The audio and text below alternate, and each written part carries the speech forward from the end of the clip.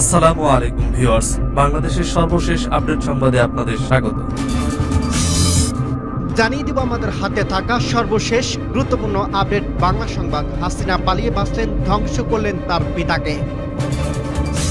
জানিয়ে দিব হেফাজতের সমাবেশে গণহত্যা, হাসিনার বিরুদ্ধে আন্তর্জাতিক অপরাধ ট্রাইব্যুনালে আবেদন। আরও জানিয়ে দিব শেখ হাসিনার সঙ্গে শেখ রেহানা, সজীব ওয়াজেদ জয়, সাইমা ওয়াজেদ সহ আরও অনেকেই আসামি। এবং আরও জানিয়ে দিব আওয়ামী লীগ সরকারে নিয়োজিত সব রাষ্ট্রদূত হাই কমিশনারদের অপসারণের দাবি। এবং সর্বশেষ জানিয়ে দেব দুর্বল ব্যাংকে টাকা ছাপিয়ে আর সহায়তা দেওয়া হবে না বলছে গভর্নর। শুনছিলেন সংবাদ শিরোনাম, এরপর বিস্তারিত। তার আগে অনুরোধ থাকবে, ভিডিওটি যদি ভালো লেগে থাকে ভিডিওটি একটি লাইক এবং কমেন্ট করে জানিয়ে দিন ভিডিও সম্পর্কে আপনার মূল্যবান মতামত, এবং আরও কমেন্ট করে জানিয়ে দিন ভিডিওটি আপনি কোথা থেকে দেখছেন এবং শুনছেন। হাসিনা পালিয়ে বাঁচলেন, ধ্বংস করলেন তার পিতাকে। পৃথিবীতে যত রাজনৈতিক পরিবর্তন হয়েছে তার একটা সহজ সরল নাম হচ্ছে বিপ্লব। একসময় কমিউনিস্টরা প্রয়োজনে অপ্রয়োজনে বিপ্লব শব্দটি বলতেন, এখন বিপ্লবের কথা তারা আর বলেন না। সময় অসময়ে যে রাজনৈতিক পালাবদল ঘটে বেশিরভাগ ক্ষেত্রেই সেটি হয় সসিংহ। পালাবদলের সব সময় দুটি পক্ষ থাকে, একটি বিজয়ী অপরটি পরাজিত। জয়ী পক্ষ বলে বিপ্লব, পরাজিত পক্ষ বলে ষড়যন্ত্র। 1975 সালে দেশে চেপে বসেছিলেন এক দলীয় বাকশাল শাসন ব্যবস্থা।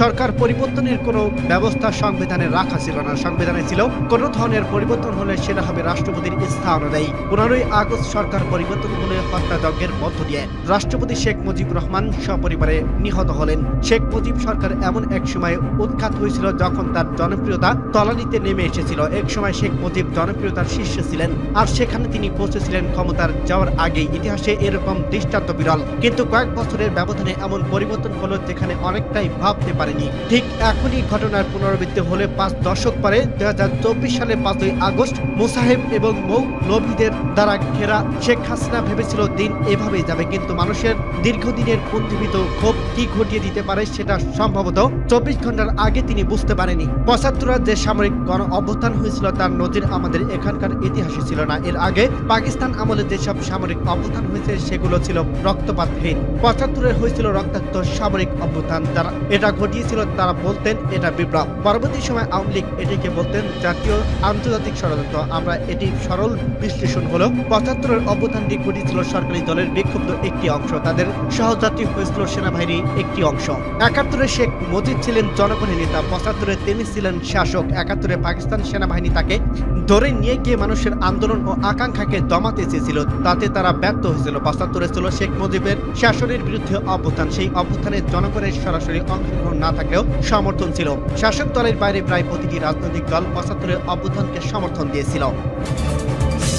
হেফাজতের সমাবেশে গণহত্যা, হাসিনার বিরুদ্ধে আন্তর্জাতিক অপরাধ ট্রাইব্যুনালে আবেদন। মতিঝিল শাপলা চত্বরে 2013 সালে হেফাজত ইসলামের সমাবেশ ঘিরে গণহত্যা ঘটানো এমন অভিযোগে আন্তর্জাতিক অপরাধ ট্রাইব্যুনালের তদন্ত সংস্থা শেখ হাসিনার বিরুদ্ধে তদন্তের আবেদন করা হয়েছে। মঙ্গলবার 20 আগস্ট ট্রাইব্যুনালে আইনজীবী কাজী SM তামিম এ আবেদন করেন। আবেদনে বলা হয় তৎকালীন প্রধানমন্ত্রী শেখ হাসিনা, কয়েকজন মন্ত্রী, এমপি, পুলিশের প্রধান, র্যাবের প্রধান, DMP এর প্রধান সহ 19 জনের যোগ সাথে এই গণহত্যা সংঘটিত হয়। সূত্র BBC। শেখ হাসিনার সঙ্গে শেখ রেহানা, সজীব ওয়াজেদ ও সাইমা ওয়াজেদ আসামি। বৈষম্য বিরোধী ছাত্র আন্দোলনে কর্মসূচি চলাকালে রাজধানীর যাত্রাবাড়ি এলাকায় পুলিশের সঙ্গে আন্দোলনকারী সংঘর্ষের মধ্যে নিহত 3 তরুণীর পরিবার আদালতে 3টি মামলা করছেন। এগুলোর একটি মামলায় সাবেক প্রধানমন্ত্রী শেখ হাসিনার সঙ্গে তার ছোট বোন শেখ রেহানা, ছেলে সজীব ওয়াজেদ জয় ও মেয়ে সাইমা ওয়াজেদকে আসামি করা হয়েছে। Dhaka chief metropolitan magistrate PMN আদালতে magistrate Tanvir Ahmed, police bureau of investigation PBI মামলা 3টি তদন্তের নির্দেশ দিয়েছেন। নিহত 3টি হত্যা হচ্ছে যাত্রাবাড়ি এলাকার ফল বিক্রেতা ফরিদ শেখ, কলেজ শিক্ষার্থী ইমাম হাসান ও স্কুল ছাত্র সিয়াম। ফলের দোকানদার ফরিদ শেখকে হত্যার অভিযোগে মামলাটি করছে তার বাবা সুলতান শেখ। এই মামলায় সাবেক প্রধানমন্ত্রী শেখ হাসিনা, শেখ রেহানা, শেখ হাসিনার ছেলে ও তার সাবেক তথ্য ও প্রযুক্তি বিষয়ক উপদেষ্টা সজীব ওয়াজেদ ও তার মেয়ে সাইমা ওয়াজেদ সহ 21 জনকে আসামি করা হয়েছে।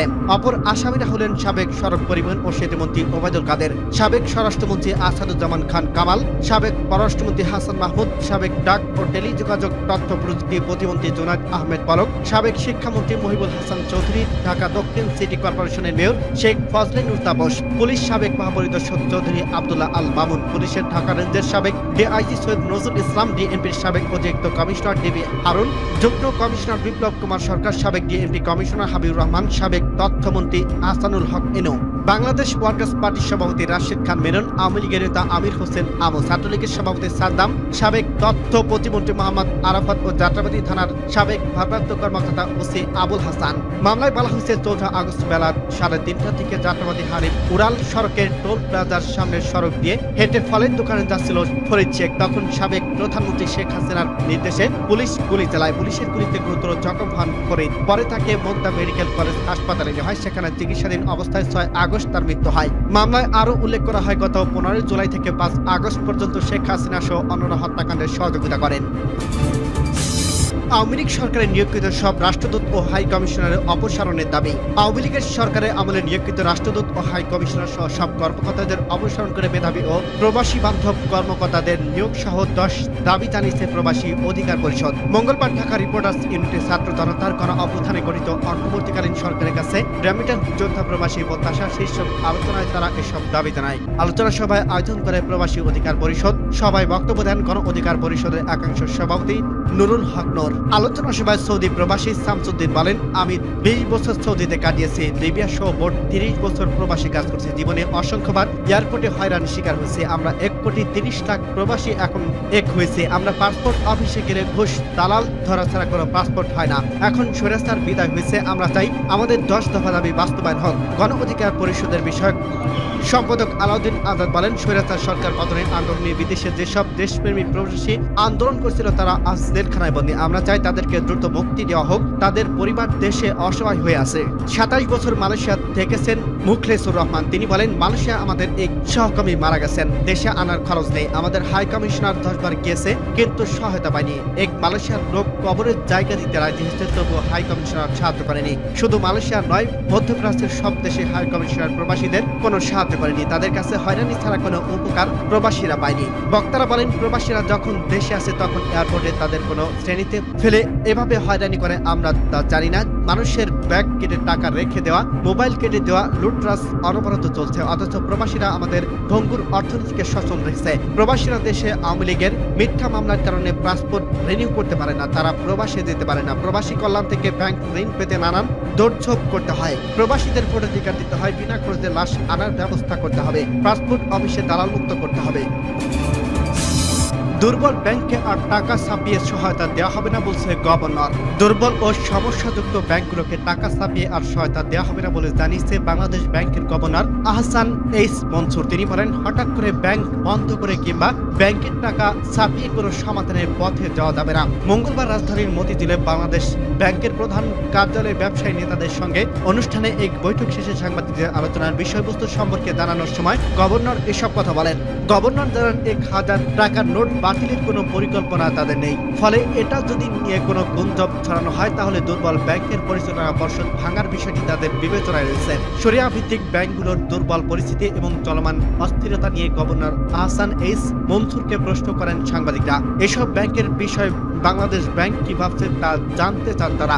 জবাবে গভর্নর বলেন, এতদিন যা হওয়ার তা হয়েছে। এখন ওই ব্যাংকগুলোকে উদ্ধারের প্রক্রিয়া আলাদা হবে। তবে ব্যাংকগুলো থেকে অভিযুক্ত ব্যক্তিরা যেন আর টাকা সরাতে না পারে সেই উদ্যোগ নেওয়া হয়েছে। পরবর্তী সময় ব্যাংকিং কমিশন গঠন করে দুর্বল ব্যাংকগুলোর সংখ্যা কমিয়ে বা তাদের একত্রিত করে সমস্যা সমাধানের উদ্যোগ নিতে হবে। কিন্তু ব্যাংক বন্ধ বা টাকা ছাপিয়ে না সমাধান করা হবে না। শরিয়া ভিত্তিক ব্যাংকগুলো থেকে গ্রাহকরা আমানত তুলে নিচ্ছেন জানিয়ে গভর্নর দৃষ্টি আকর্ষণ করেন সাংবাদিকরা। এ প্রসঙ্গে আহসান এইস মনসুর বলেন, আমানত তুলে নেওয়া আমানতকারীর সার্বভৌম অধিকার। আমানতকারীরা নিরাপদ বোধ না করলে তারা টাকা তুলে নেবেন। সরকার যেখানে হস্তক্ষেপ করবে না।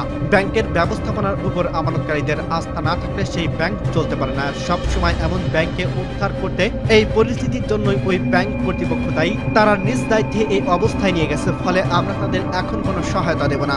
ব্যবসায়ীদের শীর্ষ সংগঠনে এফবিসিআই এর সভাপতি মাহবুবুল আলমের নেতৃত্বে ব্যবসায়ী প্রতিনিধি দলের ছিলেন এফবিসিআই এর সাবেক সভাপতি ও বিএনপির vice chairman Abdul Awal Mintu. Knit পোশাক শিল্পের মালিকদের সংগঠনে বিকেএম এর নির্বাহী সভাপতি Mohammad Hatem, metropolitan chamber of commerce and industries সভাপতি কামরান টি রহমান, ঢাকা চেম্বারের সভাপতি আশরাফ আহমেদ, বস্ত্রকলের মালিকদের সংগঠন বিটিএফ এর সভাপতি শওকত আজিজ রাসেল প্রমুখ।